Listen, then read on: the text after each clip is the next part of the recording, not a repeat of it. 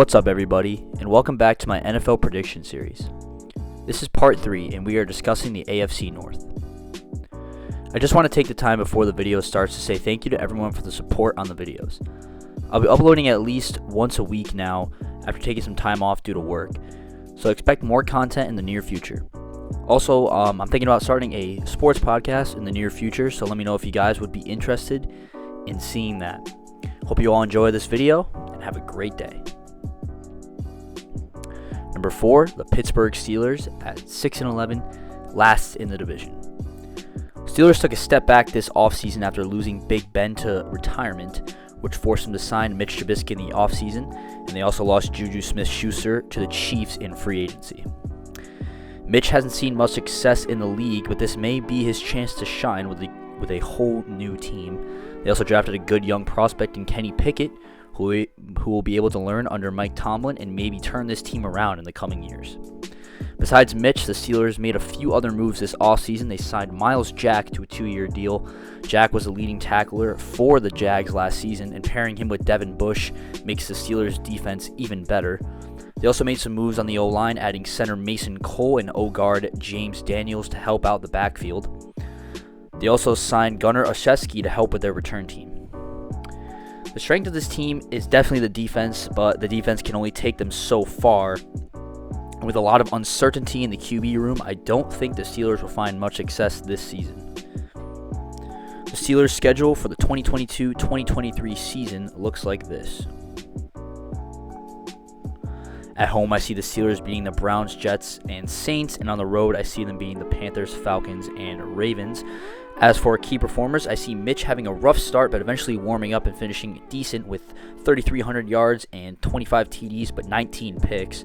Najee Harris will be the catalyst for this offense, and he will finish with 1,300 yards rushing and 12 rushing TDs. Chase Claypool will have a good year as the wide receiver 2 behind Deontay Johnson with 850 yards and 7 TDs. As for the defense, watch out for TJ Watt. He may go for the sack record again, predicting he finishes with at least 15 sacks. And Minka Fitzpatrick will continue to prove that he's a top 5 safety in the league, leading the team in interceptions. Number 3, Cleveland Browns 7-10, missing the playoffs. The Browns were nothing short of a disappointment this past season after making the playoffs for the first time since 2002 in 2020. They got rid of Baker recently, sending him over to the Panthers, and they obviously signed Deshaun Watson to that massive $230 million guaranteed contract earlier this offseason. They also made a big splash when they acquired Amari Cooper to pair him with Watson, which could be a dangerous duo. With all the uncertainty around Watson's legal troubles, these two will not take the field together until week 13 this season. Other than those two big moves, the Browns haven't done much this season or offseason. They signed Jacoby Brissett, who will most likely start the first 11 games of the season since Watson will return week 13, like I just mentioned, against his former team, the Texans. They re-signed star corner Denzel Ward for 5 years. They released Austin Hooper and Jarvis Landry, leaving Watson with little to work with outside of Cooper on the offensive end. The Browns' schedule for the 2022-2023 season looks like this. At home, I see them beating the Steelers, Ravens, and Patriots. And away, I see them beating the Commanders, Bengals, Falcons, and Texans. As for key performers, Nick Chubb will have another great year with 1,100 yards, 10 TDs. Cooper will have a down year since defenses will key in on him in the passing game, and he'll have 800 yards and 5 touchdowns. As for the defense, expect them to be ranked middle of the pack. Myles Garrett will be among the league's top sack getters, and Denzel Ward will have a great season with 5 picks after getting that big deal. Number 2, Baltimore Ravens 10-7, either making the playoffs or just slightly missing out since the AFC is unbelievably stacked this season.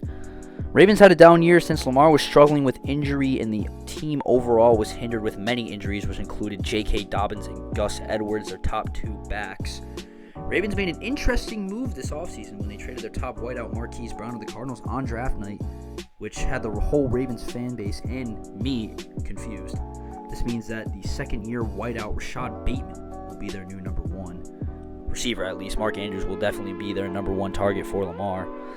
This offseason, the Ravens made a few moves in free agency, acquiring safety Marcus Williams offensive tackle Morgan Moses and defensive tackle Michael Pierce, who are two solid pieces to the offense and defense.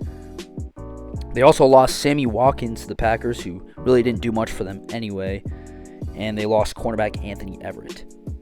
The Ravens did have one of the highest graded drafts in 2022. They selected safety Kyle Hamilton in the first round, who will look to become the next great Raven safety. He got a lot of big shoes to fill. Ed Reed used to be back there. They also selected Tyler Lindenbaum in the first round, who will fit nicely on their O-line. And they also selected Javid Ojabo, a D-end from Michigan in the second round, which is a great value pick for them. The Ravens have a chance to return to their former glory, but it will depend on Lamar's health and play. The Ravens' schedule for the 2022-2023 season looks like this. At home, I see the Ravens losing to the Steelers, Bills, Dolphins, and Bengals. And on the road, I see them losing to the Bucks, Browns, and Saints. As for key performers, I see Lamar having a good season with 3,500 yards passing with 25 TDs and 9 picks, and also 950 rushing yards with 8 touchdowns.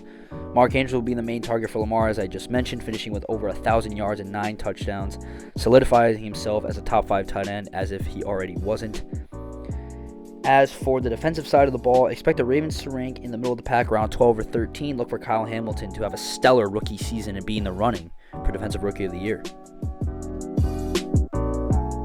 And number 1, surprise, surprise, the Cincinnati Bengals, 12-5, the 3 seed in the AFC. The Bengals surprised a lot of people last season when they went all the way to the Super Bowl and were only 1 play away from becoming Super Bowl champs. The Bengals used their offseason to make some good upgrades to the offensive line, signing former Bucs guard Alex Kappa to a 4-year deal and former Patriots guard center Ted Karras to a 3-year deal. They also applied the franchise tag to star safety Jesse Bates, signed Hayden Hurst from Atlanta, and re-signed Eli Apple despite him getting burnt multiple times last season. They did lose some pieces though. CJ Uzomah, their starting tight end, signed a deal with the Jets. And defensive tackle Larry Ogunjobi, who was great for them last season, signed a big deal with the Bears. Despite losing some pieces, the Bengals took care of their biggest need, which was the O-line, and looked poised to make a playoff run again. The Bengals' schedule for the 2022-2023 season looks like this. I see the Bengals losing to the Browns and Bills at home, and on the road, I see them losing to the Saints, Bucks, and Ravens.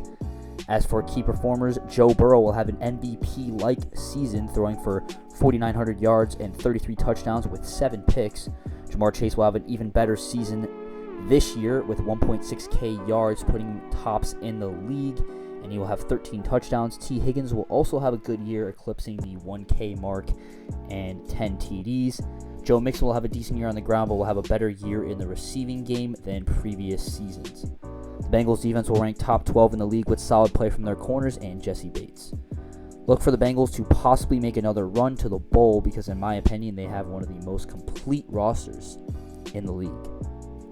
There you have it, my predictions for the AFC North Division for the 2022-2023 NFL season. Once again, feel free to let me know how good or bad my predictions are in the comments below. Don't forget to like and subscribe, and thank you all for watching.